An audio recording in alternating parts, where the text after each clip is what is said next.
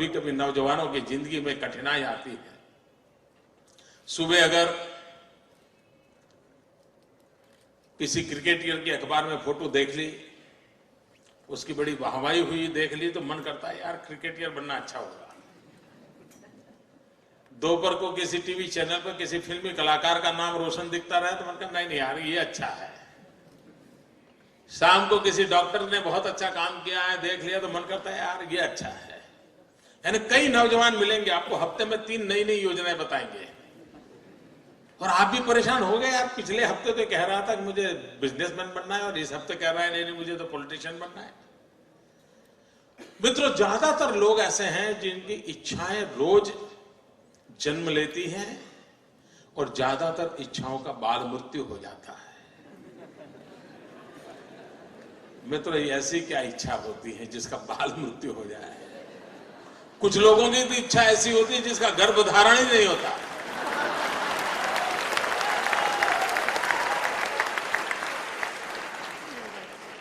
और मित्रों, कुछ लोग होते हैं जिनकी इच्छाएं रोज बदलती रहती है और जब इच्छाएं रोज बदलती रहती है तो आपके साथी आपको क्या कहते हैं? आपको यही कहेंगे यार छोड़ो, तो बड़ा तरंगी है, वो सुबह शाम नई नई चीजें सोचता रहता है, वो बेकार है यार, वो तो ऐसे ही उठपटांग बातें करता है। ऐसे कैसा ही होता है ना। मित्रों, मेरा कोई नौजवान साथी ऐसा नहीं होना चाहिए जिसकी इच्छाएं लोगों के लिए मजाक का कारण बने। कोई नौजवान ऐसा नहीं होना चाहिए जिसकी इच्छाएं तरंग बन जाए। और इसलिए मित्रों आवश्यक है और कोशिश करनी चाहिए। इच्छा बुरी चीज नहीं है, लेकिन इच्छाओं को बदलते रहना बुरी चीज है। इच्छाएं स्थिर होनी चाहिए और अगर इच्छा स्थिर है तो संकल्प बनती है और संकल्प में जब परिश्रम जुड़ता है तो सिद्धि बन जाती है। और इसलिए इच्छा प्लस स्थिरता इज इक्वल टू संकल्प, संकल्प प्लस परिश्रम इज इक्वल टू सिद्धि। इस छोटे से अर्थ अलजेब्रा के समीकरण को लेकर के हम जिंदगी को बनाने की कोशिश करेंगे तो मैं मानता हूं मित्रों कि हम जीवन में कभी विफल नहीं हो सकते। और ये आपके हर एक के मन में होगा, ये नहीं है कि नहीं होगा, क्योंकि हर व्यक्ति को लगता है जीवन में जो भी काम मिला उसको सफल होने की इच्छा हर किसी की रहती है। लेकिन संकट तब शुरू होता है कि किसी को लगता है कि मैं जाकर के कुछ कर दूंगा,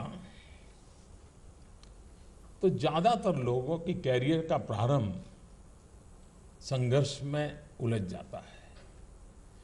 उसे पता नहीं होता है कि भाई तुम तो 22, 28, 25 साल 30 साल के हो, लेकिन वहां बैठा हुआ 30 साल से वहां बैठा हुआ है, तुम्हारी उम्र से ज्यादा सालों से वो वहां बैठा हुआ है। आपको लगता होगा कि मैं तो बड़ा आईएएस अफसर बन के आया हूं, लेकिन उसको लगता है यार तेरे जैसे 15 आकर के गए मेरे कार्यकाल में। और ये ईगो क्लैश से शुरुआत होती है। आप सपने लेकर के गए हैं और वो परंपरा लेकर के जी रहा है। आपके सपने और उसकी परंपरा के बीच का टकराव शुरू होता है और एक पल ऐसी भी आती है, या तो संघर्ष में समय बीत जाता है या आपने बलबूते पर आप एक आध चीज कर देते हैं और आपको लगता है देखो मैंने करके दिखा दिया ना।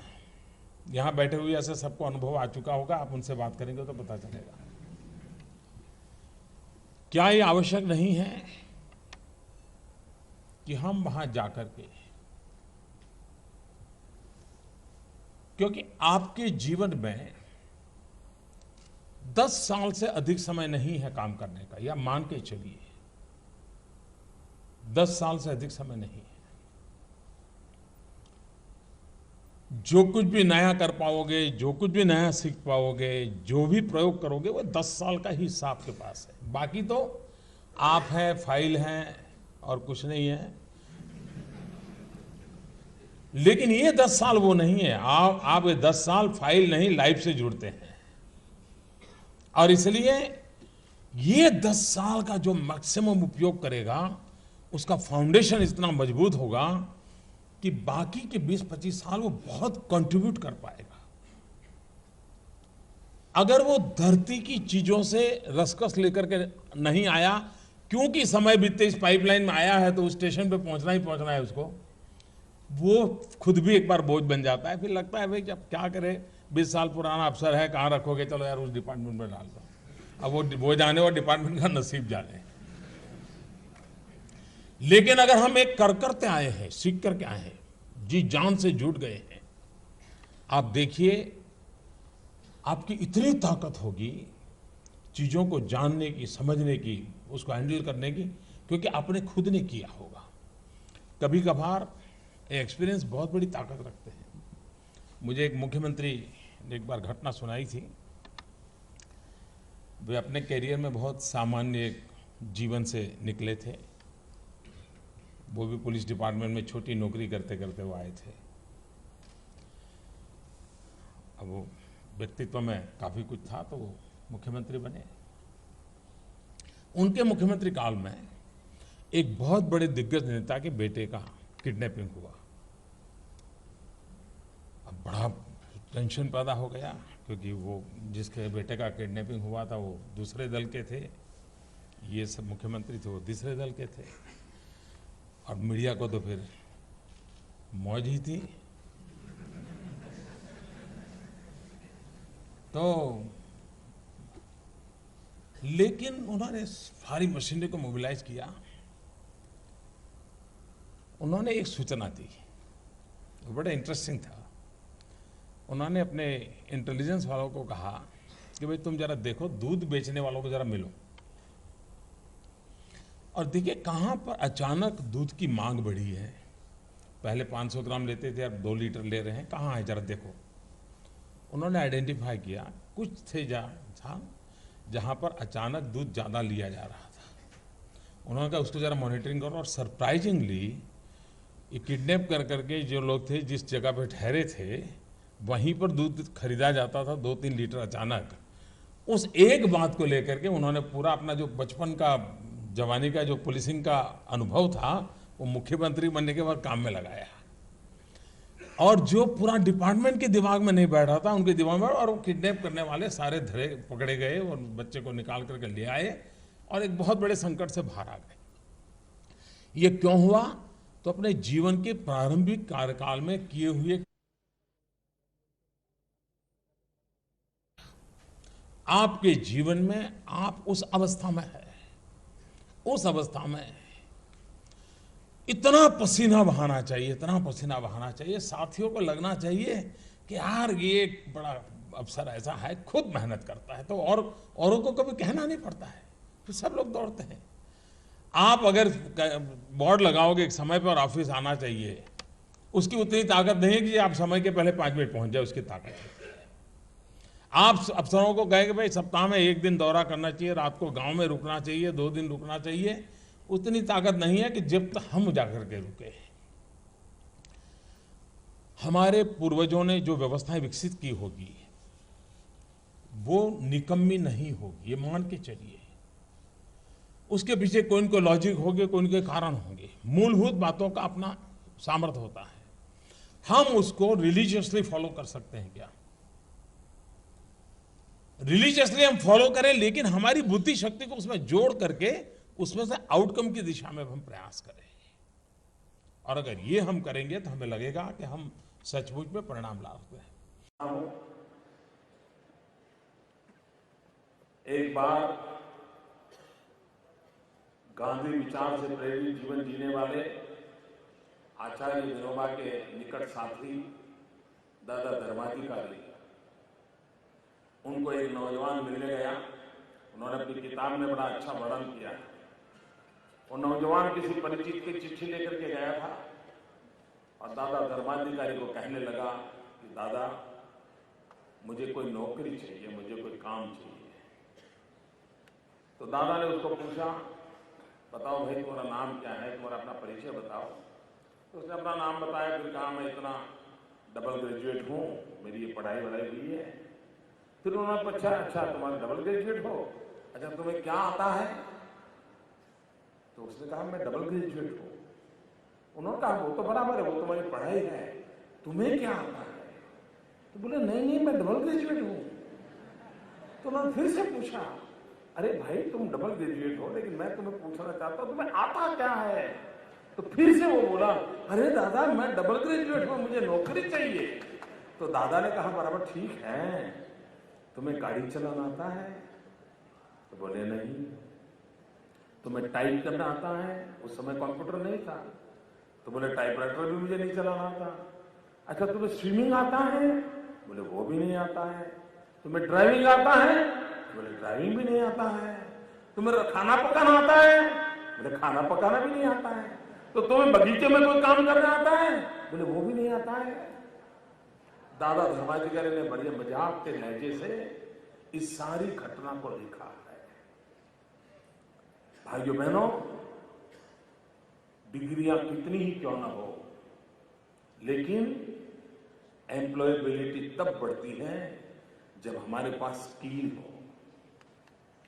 आज के युग में स्किल का बहुत महत्व है, हुनर का बहुत महत्व है। और गुजरात जैसा राज्य जो औद्योगिक दृष्टि से बहुत तेजी से आगे बढ़ रहा है, उस राज्य में कौशल्यवान नौजवानों की जरूरत है, बहुत बड़ी मात्रा में जरूरत है, लाखों की तादाद में जरूरत है। और हमने इस वर्ष को स्किल डेवलपमेंट के रूप में रखा है। और मैं मानता हूं अगर भारत को विश्व सत्ता बनना होगा तो भारत को भी स्किल पे बल देना होगा, स्केल पर बल देना होगा, स्पीड पे बल देना होगा। और नौजवानों में जो जील है उस जील का उपयोग करना सीखना पड़ेगा।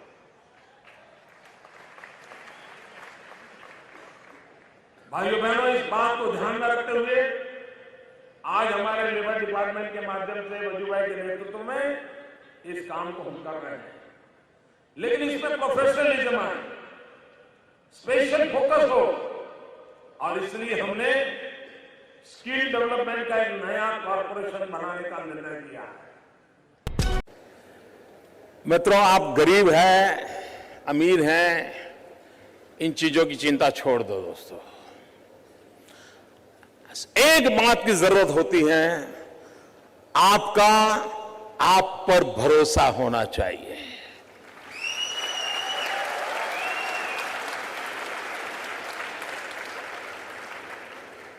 मित्रों, मेरे परिवार में 7 पीढ़ी में राजनीति का रवि मालूम नहीं है। मेरे परिवार में कोई राजनीति क्या होती कुछ पता नहीं मेरे परिवार में। और मेरा बैकग्राउंड भी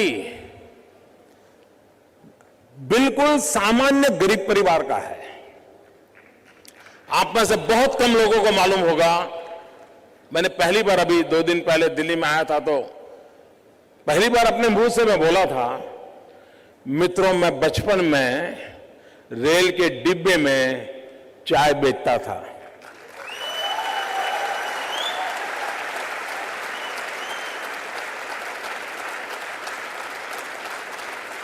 और आज आपके सामने खड़ा हूं।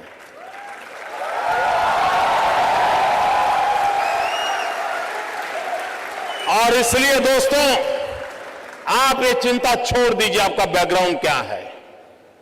बिल्कुल घबराइए मत दोस्तों। आप किस परिवार में पैदा हुए हो, किस अवस्था में पैदा हो, चिंता छोड़ दीजिए दोस्तों।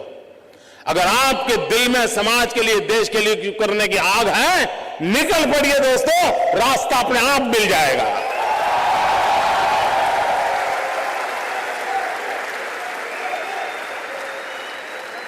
लेकिन मित्रों, लेना पाना बनना, ये ख्वाब लेके चलोगे तो ख्वाब ख्वाब ही रह जाएगा। लेकिन देने के मिजाज से निकलोगे तो दुनिया आपके चरण चूमने लग जाएगी। ये मैं आपको विश्वास देता हूं। मित्रों, मुझे परमात्मा ने जब बनाया तो उसके जो आईटी प्रोफेशनल्स थे, उन्होंने ऐसा सॉफ्टवेयर डाला है कि मैं छोटा सोच ही नहीं सकता हूं।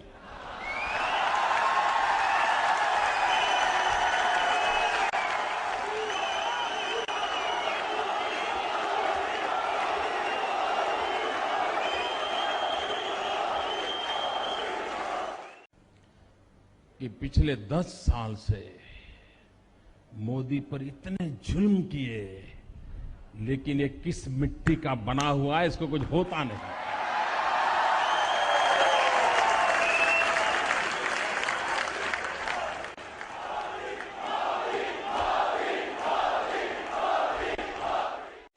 हम लोग माउस चर्मर है।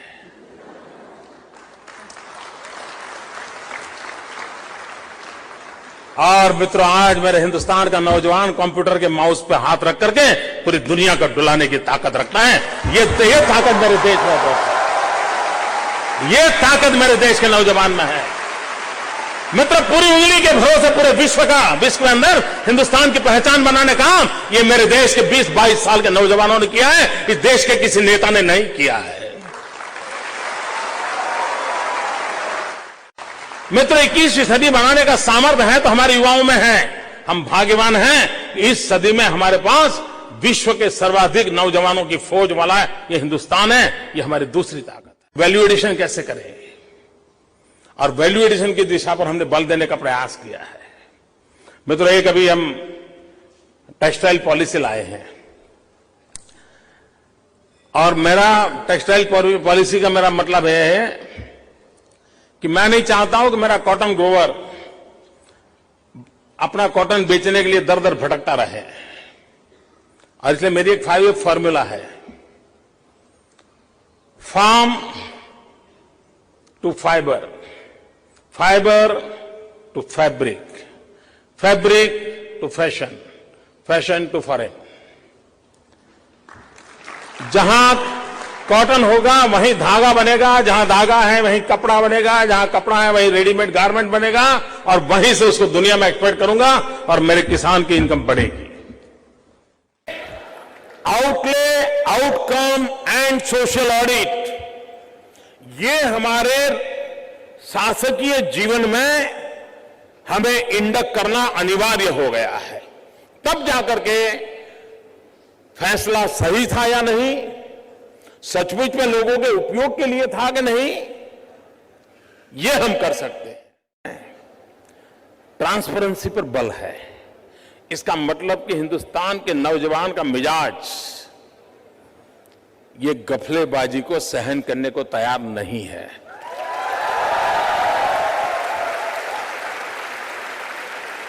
दो काम कम हो गए तो इसको मंजूर है, लेकिन बेईमानी मंजूर नहीं है इस देश को, यह तय हो चुका है।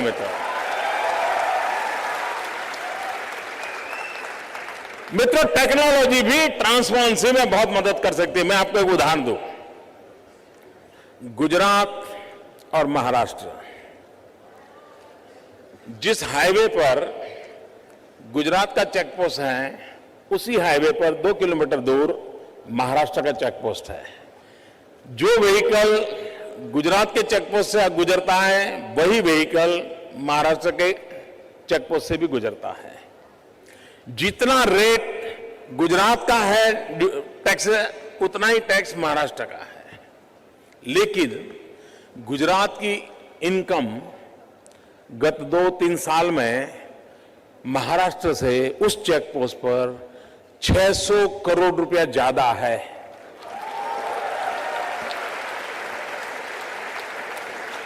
एक ही रोड, टैक्सेशन वही, व्हीकल उतने ही, लेकिन हमारी कमाई 600 करोड़ ज्यादा है। क्यों?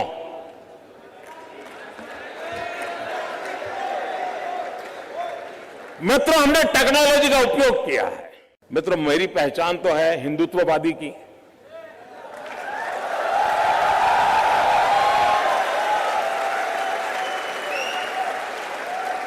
लेकिन मेरी रियल सोच क्या है मैं आपको बताता हूं।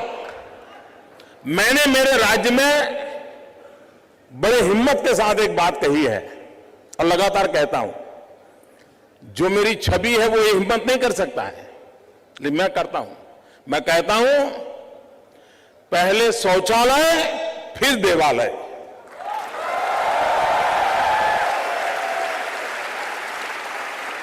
हर गांव में लाखों रुपयों के देवालय तो है, लेकिन शौचालय नहीं है।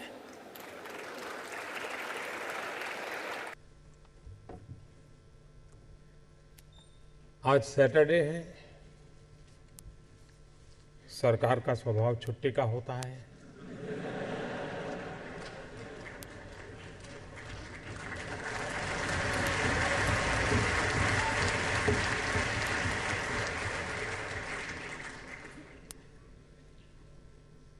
और 6 बजने के बाद तो सवाल ही नहीं उठता है।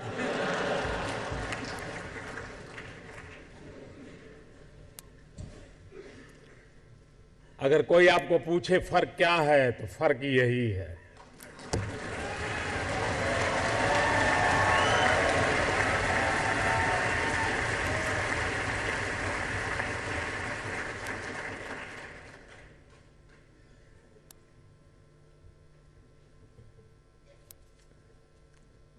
मैं भी कभी सोचता हूं कि मुझे भी ईश्वर ने आप जैसी कोई ताकत दी होती।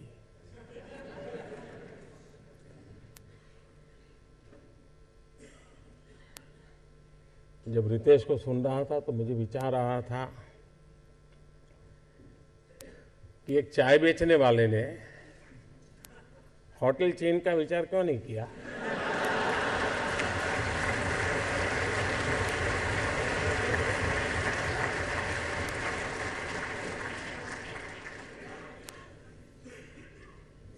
लेकिन हो सकता है कि मेरे नसीब में नरेंद्र मोदी चाय बेचने वाला कुछ कर पाए या न कर पाए,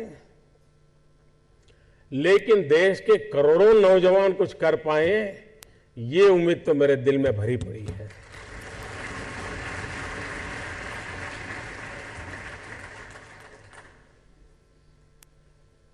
जब मैंने 15 अगस्त को लाल किले से कहा startup India, stand up India,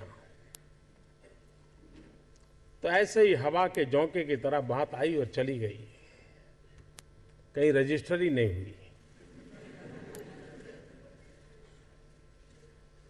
लेकिन आज शायद 100-125 दिन के बाद अब ये रजिस्टर होगी कि स्टार्टअप इंडिया है क्या।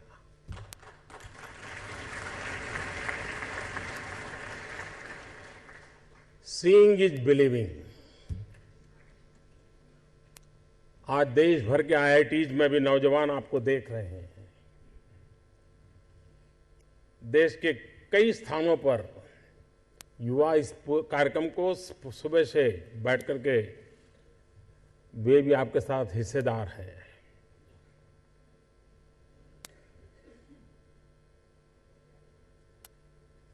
ज्यादातर लोगों को लगता है कि सरकार ये करेगी तो ये होगा, सरकार ये करेगी तो ये होगा। मेरी सोच थोड़ी अलग है। मेरी सोच ये सरकार ये न करेगी तो इतना सारा होगा।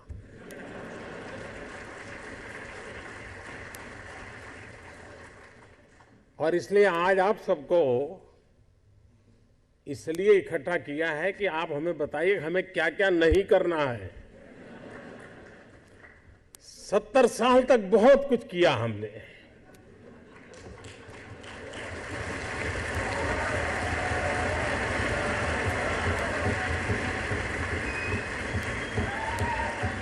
और हम कहां पहुंचे।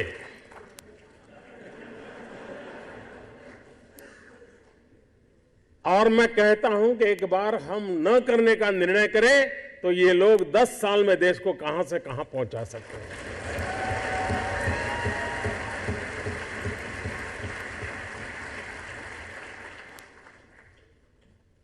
देश के हर इंसान के दिल में एक ख्वाब होता है। उस ख्वाब के साथ उसके मन में कुछ विचार भी होता है, आइडियाज भी होते हैं। कुछ लोगों के आइडियाज हर दिन पैदा होते हैं और शाम होते होते बाल मृत्यु हो जाता है। लेकिन कुछ लोग होते हैं जो आइडिया के साथ इन्वॉल्व हो जाते हैं, वो उससे बाहर नहीं निकलते हैं और पूरा परिवार परेशान हो जाते हैं कि कुछ करता नहीं, बस इसी में लगा रहता है। किसी से बात नहीं करता है, कुछ यार दोस्तों से नहीं मिल रहा है, क्या हो गया है इसको, कहीं पागल तो नहीं हो गया। लेकिन वही एक दिन कुछ कमाल करके दिखा देता है, तब पूरे परिवार को लगता है नहीं साहब, इसमें तो पहले से ही ऐसा था।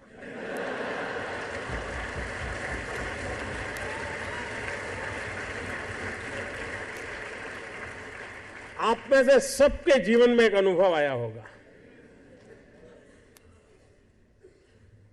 जो सर्वनाश आपने सुना किसी की मां ने कहा हो या न कहा हो, लेकिन कम अधिक मात्रा में आपको सबको अनुभव आया ही होगा। क्योंकि ज्यादातर ये फर्स्ट जनरेशन एंटरप्रेन्योर है, ऑल स्टार्टअप्स। और जब कुछ सोचा होगा, नहीं बेटे अपना काम नहीं, तो कहीं नौकरी कर ले। शुरू में जब दोस्तों ने सुना होगा, बहुत मजाक उड़ाया होगा, उपहास किया होगा, जाते आते आपको उसी उपनाम से सुनाते होंगे, ये कुछ करने वाला है, ये करने वाला है। फिर एक पल आया होगा, सारी दौर विरोध हुआ होगा, सब दूर परिवार के लोगों ने विरोध किया होगा, नहीं ये नहीं करना है, जाओ कमाओ, नौकरी कर लो, देखो उसका पहचान है, वो नेताजी को जानते हैं, जाओ उसको मिल लो।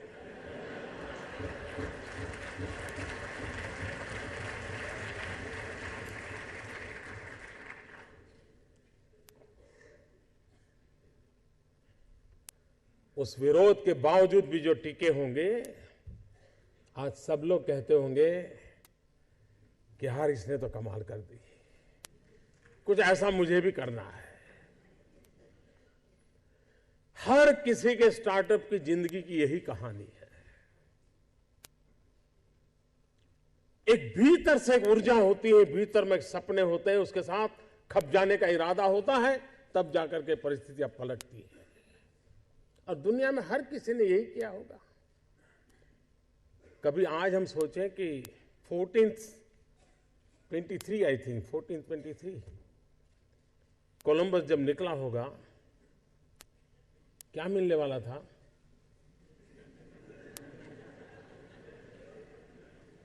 लेकिन उसको लगा होगा कि कोई एक नया रूट मुझे खोजना है, विश्व को मुझे जोड़ना है, और वो चल पड़ा। और चलने के पहले उसने ढेर सारी चीजों का अध्ययन किया होगा, टेक्नोलॉजी डेवलप की होगी, और नया एक उसने स्पाइस रूट को दुनिया को दिया होगा।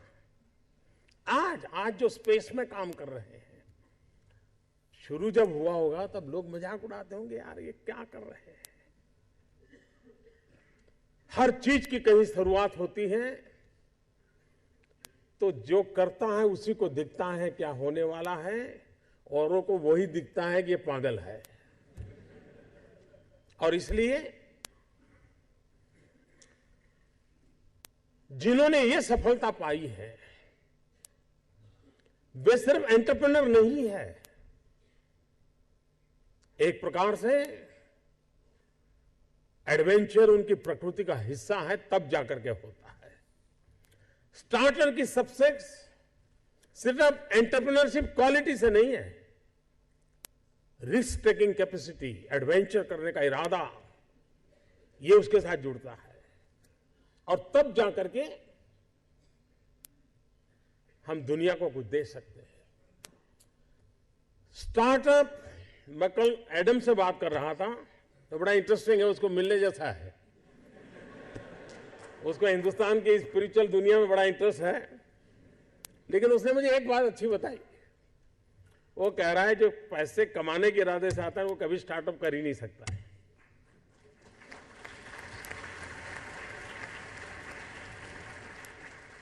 जो कुछ करने के इरादे से आता है, पैसे उसके लिए बाय प्रोडक्ट होते हैं। और आप सबने देखा होगा कि आप लोगों ने जब शुरू किया होगा, तब आपने बैंक बैलेंस क्या होगा ये कभी नहीं सोचा होगा, लेकिन किसकी जिंदगी में क्या बदलाव लाता हूं यह सोचा होगा, तब हुआ होगा। उबेर कुबेर बन गया।